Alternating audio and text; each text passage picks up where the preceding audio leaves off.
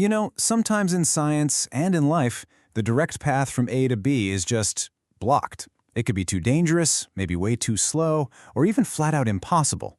But what if you could still figure out everything you need to know about the destination without ever taking that direct route? Well, that's the awesome idea we're going to dive into. All right, to really get this, let's picture something simple.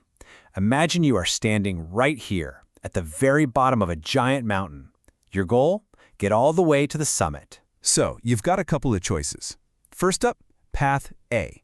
This is the direct route, a super steep, kind of brutal climb. You'll get there quick, sure, but you'll be wiped out. Or there's path B. This one's totally different.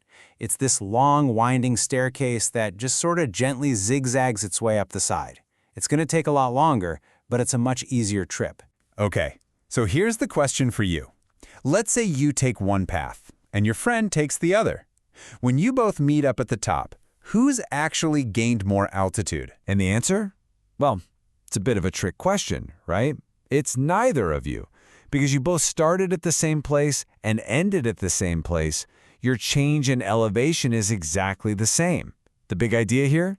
The path you take, it just doesn't matter for the overall change. And believe it or not, that exact same idea, that the start and end points are what really count, it's not just for climbing mountains. It's a huge fundamental principle in chemistry. So, let's go back to the 1800s. There's this chemist, Germain-Henri Hess, and he's studying the heat that comes out of chemical reactions.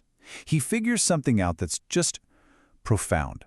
He realizes that the total change in something called enthalpy, which is basically a fancy word for the total heat energy in a system, was always the same. It didn't matter if the reaction happened in one go or in a bunch of tiny steps. And that one brilliant insight, it gave us what is, no joke, one of the most powerful shortcuts in all of chemistry. Okay, so this is what we formally call Hess's Law. It just says that the total enthalpy change for a reaction is constant. In other words, just like our mountain climb, the total energy difference between the start and the finish is always the same, no matter what chemical path you take. Right. So just think of it this way. The energy gap between what you start with, your reactants, and what you end up with, your products, that's a set number. It's like the mountain's height. It's fixed. The journey you take to get there, all the little steps in between, they don't change that final energy difference. Okay, so why is this such a big deal? Why is it so incredibly useful? Well, it's because a ton of chemical reactions are exactly like that crazy, steep, impossible path up the mountain. I mean, you can't just mix stuff together and stick a thermometer in it for every single reaction. Why not? Well, for one, some reactions are just ridiculously slow, like rust forming over years. Others are, let's just say, way too dangerous. We're talking explosive. And then some, you just can't do them. It's physically impossible to make them happen in one clean step. So what do? How on earth do chemists figure out the energy change for a reaction they literally can't even run in the lab? This is where Hess's Law comes in and saves the day. It's like a chemical GPS. It lets you figure out a brand new route, a detour, using reactions that you can actually measure. And get this, the toolkit you need is super simple. It really just comes down to two rules. Rule number one, reverse it. If you need to flip a reaction around and run it backwards, you just flip the sign on its energy change. Simple. Rule two, scale it. If you double the ingredients, you double the energy change. If you triple them, you triple the energy.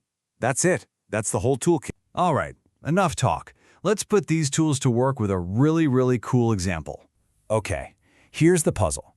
How much energy does it take to turn graphite, yep, the stuff in your pencil, into a diamond? One of the hardest things we know of. You can't just do that in a beaker, right?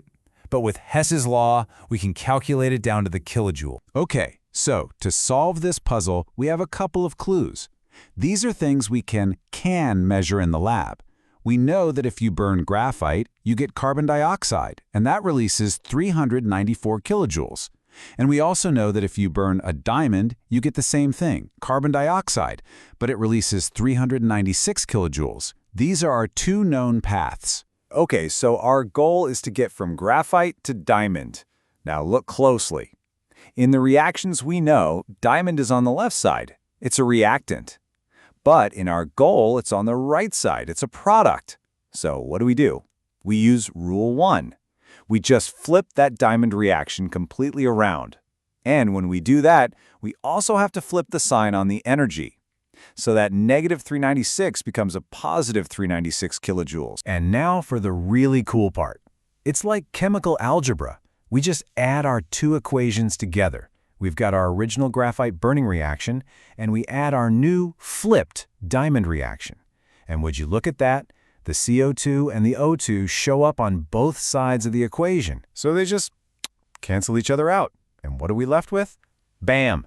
Exactly what we wanted. Graphite turning into diamond. So to get the final energy change, all we have to do is add up the energy numbers. We take our negative 394, add the positive 396, and what do we get?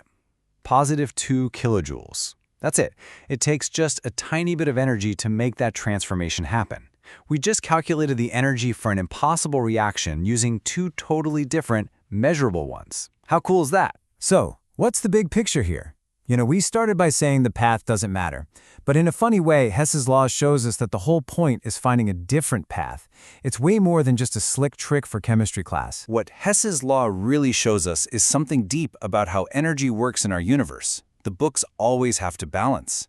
It gives us a way to map out the entire chemical world, letting us calculate the energy for reactions we can't see or touch or ever measure directly. And that kind of leaves you with this really fascinating question, doesn't it? If the final destination is all that matters for energy, what other hidden shortcuts like this are out there? What other fundamental rules of the universe are just waiting for us to discover them?